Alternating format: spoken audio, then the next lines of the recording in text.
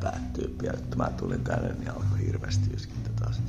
Toki mulla on yskä valmiiksi, mutta tällaista se on ollut ennenkin.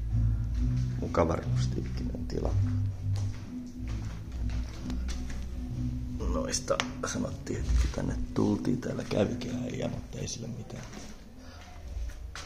Toi on korjattu tolleen luovasti.